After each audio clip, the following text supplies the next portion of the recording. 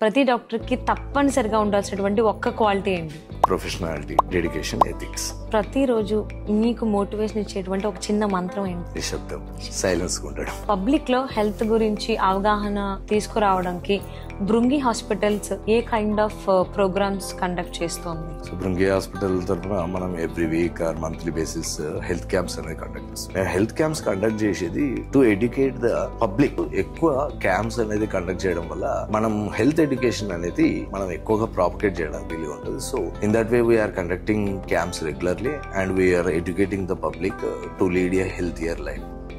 రాబోయేటువంటి రోజుల్లో ఎవరైతే డాక్టర్ అవ్వాలి అనుకుంటున్నారో, అంటే మెడికల్ ఫీల్డ్కి ఎవరైతే రావాలి అనుకుంటున్నారో వాళ్ళకి మీరు ఇచ్చేటువంటి మెసేజ్ ఏంటి?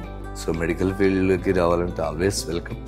మామూలుగా చూసుకుంటే వైద్యో నారాయణ హరి అంటే విష్ణుదేవుని తోటి కంపేర్ చేసుకున్నారు. ఎందుకంటే ఆయననే మన మనిషి యొక్క సఫరింగ్స్ ని అన్నిటినీ హీల్ చేసే దేవుడు అని అంత పొజిషన్ లో వాళ్ళు ఇమాజిన్ చేసుకుంటున్నారు.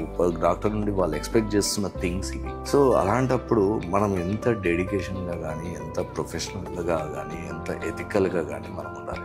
So don't think about anything, just think about your service towards the patients. So అలాగే లిజనర్స్ కోసము, పేషెంట్స్ ఎవరైతే ఉన్నారో వాళ్ళ ఫ్యామిలీస్ గురించి, సో వాళ్ళకి మీరు ఏం చెప్తారు? అందరూ హ్యాపీగా ఉండాలి. మన ఆరోగ్యం మన చేతుల్లోనే ఉంది. దాని కొరకు మా సజెషన్స్ అనేవి ఉంటాయి, మా ఎడ్యుకేషన్ అని ఉంటుంది. ఎప్పుడైనా డాక్టర్ ఏదైతే చెప్తాడో వాటిని కరెక్ట్ గా పాటించండి. This is only for your future healthier life.